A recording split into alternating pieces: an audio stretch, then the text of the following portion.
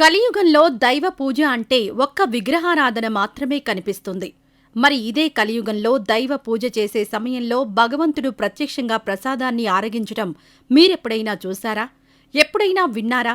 ఈ లీలలన్నీ కూడా ఎంతో ఆసక్తికరంగా ఉంటాయి. ఇవన్నీ కూడా శ్రీకృష్ణుని యొక్క దేవాలయంలోనే జరుగుతున్నాయి. ఆ దేవాలయం గ్రహణ సమయంలో కూడా తెరిచి ఉంటుంది. ఇంతకీ ఇంత అద్భుతమైన ప్రత్యేకతలున్న దేవాలయం ఎక్కడ ఉంది? ఆ దేవాలయం ప్రత్యేకత ఏమిటి? ఆ ప్రత్యేకత వెనకాల ఉన్న రహస్యమేమిటో ఇప్పుడు తెలుసుకుందాం. కేరళలోని కొట్టాయం జిల్లాలోని తిరువరపు శ్రీకృష్ణ దేవాలయం అర్ధరాత్రి ఏకాంత సేవ తర్వాత కూడా దీపారాధన చేసే ప్రపంచంలోనే అరుదైన హిందూ దేవాలయంగా ఈ దేవాలయాన్ని చెబుతారు. ఇక్కడ కొలువైన కృష్ణ పరమాత్మ మూర్తి చాలా ఆకలితో ఉంటారు. ఇక్కడ అర్చకులు రోజుకి 7 సార్లు స్వామివారికి మహా నైవేద్యం సమర్పిస్తారు. సమర్పించిన నైవేద్యం ప్రతిసారీ కూడా కొద్దిగా తగ్గుతూ ఉండడం తరచుగా గమనిస్తూ ఉంటారు. ఆ ప్రసాదాన్ని స్వామివారే స్వయంగా తింటారు అని ఇక్కడ భక్తుల విశ్వాసం. అదేవిధంగా అందరూ చూస్తూ ఉండగానే ప్రసాదం మాయమైపోతుంది. గుడి తెల్లవారుజామున 2 గంటలకు తెరుస్తారు. సాధారణంగా అన్ని దేవాలయాలలో అభిషేకం, అలంకరణ అనంతరమే స్వామివారికి నైవేద్యం సమర్పిస్తారు.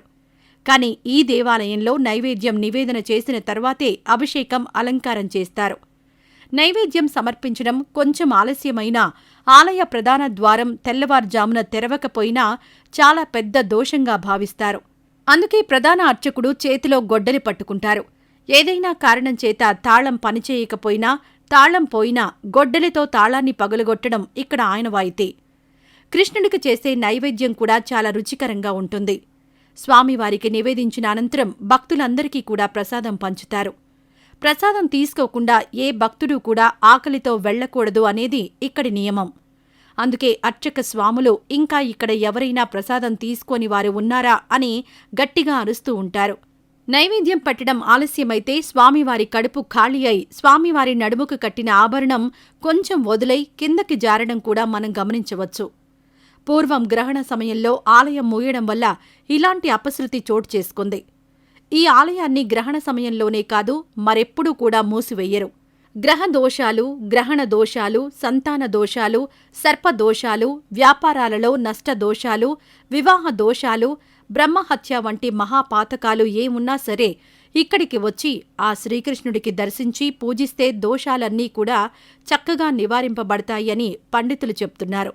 దేవతలు, నవగ్రహాలు, అష్టదిక్పాలకులు, కృష్ణ భగవానుడు సేవకులు కనుక ఇక్కడ కృష్ణ భక్తులకు ఎటువంటి దోషాలు అంటవు అని స్వామిని భక్తితో పూజించడం జరుగుతుంది. శాస్త్రవేత్తలు కూడా అంతుచిక్కని ఎన్నో అద్భుతాలు ఈ ఆలయంలో జరిగాయి. భగవంతుడు ఉన్నాడు అని చెప్పడానికి ఇంతకంటే గొప్ప దేవాలయం ఎక్కడ ఉంటుంది? మహాభారత కాలంలో అరణ్యవాసం, అజ్ఞాతవాసం సమయంలో 4 చేతులతో కూడిన తన విగ్రహాన్ని సాక్షాత్తు కృష్ణ పరమాత్మ పాండవులకిచ్చినట్లుగా స్థల పురాణం చెబుతోంది. అజ్ఞాతవాసం అనంతరం పాండవులు రాజ్యానికి వెళ్తున్న సమయంలో ప్రజలు ఆ విగ్రహాన్ని తమకివ్వమని కోరడంతో పాండవులు వారికివ్వడం జరిగింది. అక్కడి ఒక మందిరాన్ని నిర్మించి భగవంతుని అందులో ఉంచి స్థానికులు ఆరాధన చేసేవారు. కాలక్రమంలో పూజలు లేకపోవడంతో కొంతమంది ఆ విగ్రహాన్ని సముద్రంలో కలిపేశారు. అనంతరం విశ్వమంగళ స్వామివారు పడవలో అక్కడికొచ్చారు. ఒక ప్రాంతంలో పడవ ముందుకి సాగకపోవడంతో సముద్రంలోకి దూకారు. ఆ సముద్రం అడుగు బాగాన శ్రీకృష్ణ పరమాత్మ విగ్రహం కనిపించింది. వెంటనే తీసుకుని పడవని చేరుకున్నారు. పడవ తూర్పు వైపుగా ప్రయాణించి ప్రస్తుతం ఆలయం ఉన్న ప్రదేశానికి చేరుకోవడంతో అక్కడే విగ్రహాన్ని ప్రతిష్ఠించి ఆలయాన్ని నిర్మించినట్లు తెలుస్తోంది. కంసవధ సందర్భంగా ప్రత్యేకమైన డంకాని కృష్ణుడు మోగించారు అట. అలాంటి డంకా ఇక్కడ మనం చూడవచ్చు. ఆలయ ప్రాంగణంలో గణపతి, భూతనాథ, శివ, భగవతి, సుబ్రహ్మణ్య, యక్షి ఆలయాలున్నాయి. ఉత్సవాల సమయంలో ఏనుగులతో పెద్ద ప్రదర్శన కూడా ఉంటుంది.